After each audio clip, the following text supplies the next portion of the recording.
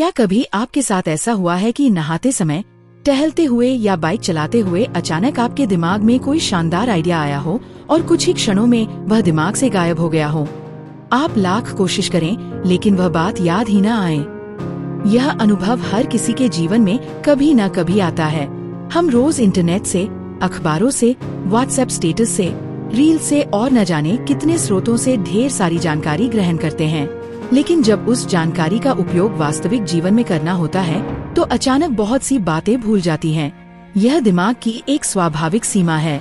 अब कल्पना कीजिए कि अगर आपके पास एक ऐसा दूसरा दिमाग हो जो हर उपयोगी विचार, अनुभव और जानकारी को अपने पास सुरक्षित रख ले और जब भी जरूरत हो तुरंत आपको उपलब्ध करा दे, तो आपकी जिंदगी कितनी आसान हो जाएगी।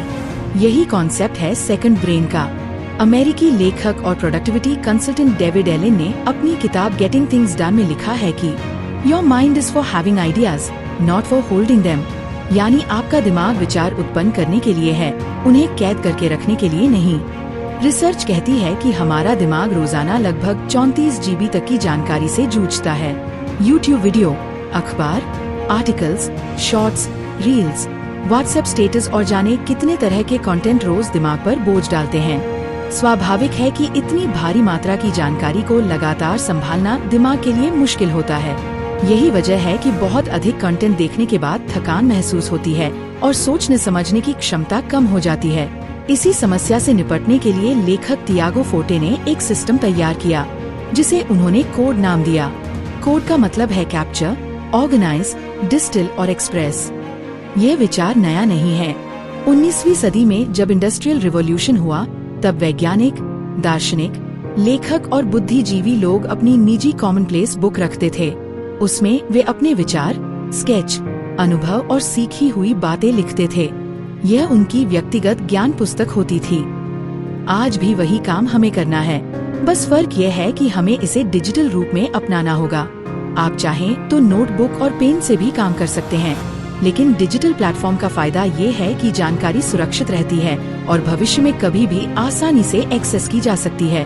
कोड सिस्टम का पहला स्टेप है कैप्चर, यानी विचारों को पकड़ना और दर्ज करना। अगर आपने कभी गेम खेला हो और उसे बिना सेव किए बंद कर दिया हो, तो आपको वह मैसेज जरूर दिखा होगा, everything not saved will be lost. ये मैसेज जितना गेम के लिए है उतना ही जीवन के लिए भी सच है।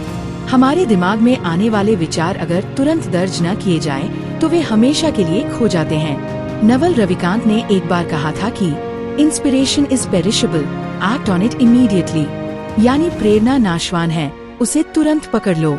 जब भी आपके दिमाग में कोई विचार आए, उसे तुरंत लिख डालिए। कोई काम की वेबसाइट दिखे तो बुकमार्क कर लीजिए। कोई वीडियो पसंद आए तो अपनी निजी प्लेलिस्ट में डाल लीजिए। जानकारी को सिर्फ दिमाग में पकड़कर रखना आपके मस्तिष्क पर बोझ डालता है, लेकिन वही जानकारी अगर आप कागज पर या डिजिटल नोट्स में लिख दें तो दिमाग हल्का हो जाता है और वह असली काम यानी गहराई से सोचने और नए विचार उत्पन्न करने में लग पाता है।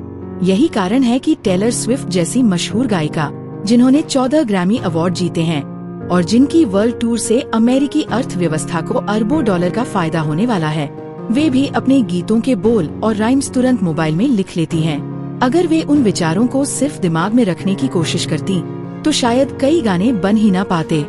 हमारे पास भी यही सुविधा है। आज कई डिजिटल टूल्स मौजूद हैं, Evernote, OneNote, notion, Apple notes वगैरह। इनसे आप अपने विचार, आइडियाज और जानकारी तुरंत कैप्चर कर सकते हैं। लेखक खुद नोशन और एप्पल नोट्स का इस्तेमाल करते हैं और पुरानी जानकारी को रिवाइज करने के लिए रीडवाइज का सहारा लेते हैं। लेकिन जानकारी को सिर्फ इकट्ठा करना ही पर्याप्त नहीं है। अगर आप हर चीज बिना सोचे समझे सेव करेंगे तो आप डिजिटल कचरा इकट्ठा करने वाले बन जाएंगे। असली मूल्य तब है जब जानकारी सही समय पर उपलब्ध हो। यहीं पर कोड का दूसरा स्टेप आता है, ऑर्गेनाइज। जानकारी को व्यवस्थित करना बेहद जरूरी है। तियागो फोर्टे ने जानकारी को व्यवस्थित करने का जो तरीका सुझाया है उसे पारा मेथड कहा जाता है। पारा का मतलब है प्रोजेक्ट्स, एरियाज, रिसोर्सेज और आर्काइव्स। बचपन में जब आपके पास कंप्यूटर होता था तो आप उसमें अलग अलग फोल्डर बनाते थे, गेम्स, मूवीज, फोटोज, सॉन्ग्स। लेकिन यहाँ फर्क ये है कि फोल्डर विषयों के आधार पर नहीं बल्कि एक्शनेबिलिटी के आधार पर बनाए जाएंगे। यानी उनका इस्तेमाल कैसे और कब होगा। प्रोजेक्ट्स वे काम होते हैं जिनका कोई स्पष्ट अंत होता है, जैसे इस साल का ITR फाइल करना, कोई असाइनमेंट पूरा करना या अपनी वेबसाइट लॉन्च करना। इन सब से जुड़ी जानकारी आपको प्रोजेक्ट्स फोल्डर में रखनी चाहिए। उदाहरण के लिए, जब लेखक ने इस किताब का सारांश तैयार किया तो उन्होंने building a second brain summary नाम से प्रोजेक्ट फोल्डर बनाया और सारी संबंधित जानकारी उसमें डाली। एरियाज यानी क्षेत्र वे चीजें होती हैं जो लंबे समय तक चलती हैं और जिनका कोई अंत नहीं होता, जैसे personal finance, home maintenance, medical records या लीगल डॉक्यूमेंट्स। ये ऐसी जिम्मेदारियां हैं जिनका ध्यान आपको हमेशा रखना होता है, इसलिए इनसे जुड़ी सारी जानकारी एरियाज फोल्डर में रखनी चाहिए। रिसोर्सेज यानी संसाधन, ये फोल्डर आपकी व्यक्तिगत लाइब्रेरी की तरह है। इसमें वे सारी चीजें रखी जाती हैं जिनमें आपकी रुचि है या जो भविष्य में काम आ सकती हैं, जैसे communication skills, business tips, habit formation या ट्रैवल गाइड्स। इसमें वीडियो, आर्टिकल्स, ऑडियो क्लिप्स और PDF सब कुछ रखा जा सकता है। आर्काइव्स यानी पुराना संग्रह, इसमें वे सारी चीजें आती हैं जिनका अभी कोई उपयोग नहीं है लेकिन भविष्य में हो सकता है। इन्हें आप सुरक्षित रख सकते हैं ताकि जरूरत पड़ने पर खोजा जा सके। इस पूरे सिस्टम को समझाने के लिए लेखक ने किचन का उदाहरण दिया है। प्रोजेक्ट्स वही खाना है जो आप इस समय पका रहे हैं। एरियाज आपका फ्रिज है जिसमें रोजमर्रा की जरूरत की चीजें हमेशा रहती हैं। रिसोर्सेज आपकी किचन कैबिनेट है जिसमें रोजाना इस्तेमाल होने वाली चीजें रखी रहती हैं। और आर्काइव्स वह ऊपर की अलमारी है जिसमें साल में 1-2 बार काम आने वाला सामान रखा जाता है। अगर आप इस तरीके से अपनी डिजिटल जिंदगी को व्यवस्थित करेंगे तो आपकी प्रोडक्टिविटी कई गुना बढ़ जाएगी और आप आसानी से अपने प्रोजेक्ट पूरे कर पाएंगे। अब कोड का तीसरा स्टेप है डिस्टिल। इसका मतलब है जानकारी का निचोड़ निकालना। जब आप ढेर सारी जानकारी इकट्ठा कर लेते हैं और उसे व्यवस्थित कर लेते हैं तो अगला काम ये है कि उसमें से सार निकालें। ये सबसे महत्वपूर्ण हिस्सा है। अगर आप ऐसा नहीं करेंगे तो जानकारी बोझ बन जाएगी। डिस्टिल करने का मतलब है कि आपने जो भी सीखा है उसमें से वही चीज निकालना जो वास्तव में मायने रखती है। जैसे आइंस्टाइन ने अपनी थ्योरी ऑफ रिलेटिविटी का निचोड़ एक ही समीकरण में लिख दिया, EMC। इसी तरह जब भी आप कोई नई बात सीखें तो उसे छोटे नोट्स या आउटलाइन में लिखें। इससे जब भी भविष्य में आपको उस जानकारी की जरूरत पड़ेगी, आप बिना लंबा पढ़े सीधे सार तक पहुंच जाएंगे। जब आपने ढेर सारी जानकारी कैप्चर कर ली, उसे व्यवस्थित भी कर लिया और फिर उसका निचोड़ निकाल लिया, तो अब अगला और सबसे महत्वपूर्ण कदम है एक्सप्रेस यानी उसे बाहर निकालना, दूसरों के साथ साझा करना और उसे वास्तविकता का रूप देना। अगर आप सिर्फ जानकारी इकट्ठा करते रहेंगे और उसे इस्तेमाल नहीं करेंगे तो वह आपके लिए किसी बोझ से कम नहीं होगी। दिमाग एक गोदाम नहीं है जिसमें बस सामान भरते रहना है। दिमाग एक फैक्ट्री की तरह होना चाहिए जहां कच्चे माल को लेकर उसे किसी न किसी उपयोगी उत्पाद में बदला जाए। जब आप अपने सीखे हुए ज्ञान को किसी प्रोजेक्ट में लगाते हैं, किसी काम में इस्तेमाल करते हैं या किसी को सिखाते हैं, तभी वह वास्तव में आपकी संपत्ति बनता है। लेखक कहते हैं कि आपका दिमाग अगर सिर्फ जानकारी जमा करके रखने का काम करेगा तो धीरे धीरे वह जड़ हो जाएगा। लेकिन जब आप उसी जानकारी को किसी लेख, प्रोजेक्ट, प्रस्तुति, बातचीत या किसी और रूप में व्यक्त करेंगे तो वह जीवंत बनेगी। यही वजह है कि विद्वान लोग हमेशा डॉट्स कनेक्ट करने में माहिर होते हैं। वे अलग अलग जगहों से मिली जानकारियों के बीच रिश्ते खोजते हैं और उनसे नए विचार पैदा करते हैं। यही असली क्रिएटिविटी है। सोचिए, अगर लेखक ने इस किताब का सार अपने पास ही छिपा कर रखा होता तो वह किसी और के काम नहीं आता, लेकिन उन्होंने उसे कैप्चर किया, व्यवस्थित किया, उसका सार निकाला और फिर इस रूप में व्यक्त किया ताकि हर कोई उससे सीख सके। यही एक्सप्रेस स्टेप की ताकत है। आपका सीखा हुआ ज्ञान तभी मूल्यवान है जब वह समाज, काम या जीवन में किसी नए परिणाम में बदल जाए। आप अपने जीवन में भी इसे अपनाएं। मान लीजिए आपने बहुत सारी किताबें पढ़ी। अगर आप सिर्फ पढ़ते ही रह गए और उन्हें किसी के साथ साझा नहीं किया तो वे बस आपके मन में रह जाएंगी और धीरे धीरे धुंधली हो जाएंगी। लेकिन अगर आपने वही बातें अपने नोट्स में लिखी, किसी ब्लॉग पर शेयर की, किसी दोस्त को समझाई या अपने काम में लागू की, तो वही ज्ञान हमेशा आपके साथ रहेगा और दूसरों के लिए भी उपयोगी होगा। न्यूरोसाइंटिस्ट नैन्सी एंड्रियास कहती हैं कि बुद्धिमान लोग चीजों के बीच रिश्ते खोजने में माहिर होते हैं। वे अलग अलग जानकारियों को जोड़कर नए विचार बनाते हैं। यही डॉट्स कनेक्टिंग की कला है। आप भी जब किसी विचार को व्यक्त करते हैं तो असल में आप छोटे छोटे टुकड़ों को जोड़कर एक नई तस्वीर बनाते हैं। यही तस्वीर आपके जीवन में प्रगति और सफलता का आधार बनती है। एक्सप्रेस करने का एक और लाभ है आत्मविश्वास।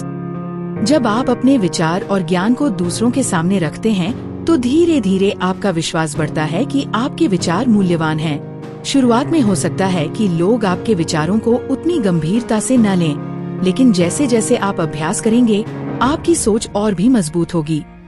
लेखक बताते हैं कि वे रोजाना अपनी निजी कम्युनिटी में छोटे छोटे विचार साझा करते हैं। उनमें से कुछ विचार बेहद प्रभावशाली होते हैं, कुछ सामान्य होते हैं और कुछ लोगों को पसंद नहीं भी आते, लेकिन उन्हें फर्क नहीं पड़ता क्योंकि डॉट्स ऐसे ही जुड़ते हैं और आइडिया ऐसे ही जन्म लेते हैं। अब अगर इस पूरी किताब का सार एक पंक्ति में कहें तो तियागो फोर्टे का संदेश है कि अपने दिमाग को बहुत ज्यादा जानकारी याद करने का बोझ मत दीजिए। इसके बजाय आइडियाज को कैप्चर कीजिए, उन्हें व्यवस्थित कीजिए, उनका निचोड़ निकालिए और फिर उन्हें किसी रूप में व्यक्त कीजिए। यही वह मजबूत सिस्टम है जो नवाचार और सुधार की असली नींव है। लोग अक्सर सोचते हैं कि नए आविष्कार या विचार अचानक हो जाते हैं, लेकिन सच्चाई ये है कि हर इनोवेशन के पीछे एक ठोस सिस्टम काम करता है। आपका सेकंड ब्रेन उस सिस्टम का हिस्सा है। चाहे आप किसी भी क्षेत्र में हो, बिजनेस, शिक्षा, कला, नौकरी या कोई भी पेशा, अगर आप अपना सेकंड ब्रेन बनाएंगे तो ये आपके मूल दिमाग का बैकअप बनकर काम करेगा। जब आप इसे लगातार इस्तेमाल करेंगे तो आपकी सोचने की क्षमता, आत्म जागरूकता और फोकस पहले से कहीं ज्यादा बढ़ेगा।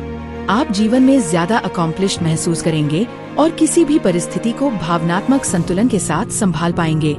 यह प्रक्रिया धीरे धीरे आपके जीवन को संगठित कर देती है। सोचिए, अगर आपके सारे विचार, सारी योजनाएं, सारे संसाधन एक व्यवस्थित जगह पर हों और जब चाहें आप उन्हें निकालकर इस्तेमाल कर सकें, तो आपकी प्रोडक्टिविटी कितनी बढ़ जाएगी। अब आपको याद रखने के लिए दिमाग पर जोर नहीं लगाना पड़ेगा। आपका दिमाग हल्का और स्वतंत्र होगा और वह नई चीजों को बनाने में लग सकेगा। यही कारण है कि सेकंड ब्रेन सिर्फ एक नोट लेने की आदत नहीं है, बल्कि यह एक जीवन जीने का तरीका है। जब आप इस सिस्टम को अपनाएंगे तो धीरे धीरे आपको महसूस होगा कि आप ज्यादा क्रिएटिव हो रहे हैं। आपके पास आइडियाज खत्म नहीं होंगे क्योंकि आप उन्हें खोने ही नहीं देंगे। आपके पास संसाधनों की कमी नहीं होगी क्योंकि आपने उन्हें व्यवस्थित करके हमेशा के लिए अपने पास सुरक्षित रख लिया होगा। और सबसे बड़ी बात, आप अपने ज्ञान को दुनिया के सामने व्यक्त कर पाएंगे और यही आपकी असली पहचान बनेगी। इस पूरी यात्रा का सबसे महत्वपूर्ण निष्कर्ष यही है कि अपने विचारों को संगठित करके ही जीवन को संगठित किया जा सकता है। अगर आपके विचार बिखरे होंगे तो आपका जीवन भी बिखरा होगा, लेकिन अगर आपने उन्हें एक मजबूत सिस्टम में कैद कर लिया तो आपका जीवन स्पष्ट, उद्देश्यपूर्ण और प्रोडक्टिव होगा। यही तियागो फोर्टे का संदेश है। अपना सेकंड ब्रेन बनाइए और अपने जीवन को बेहतर बनाइए।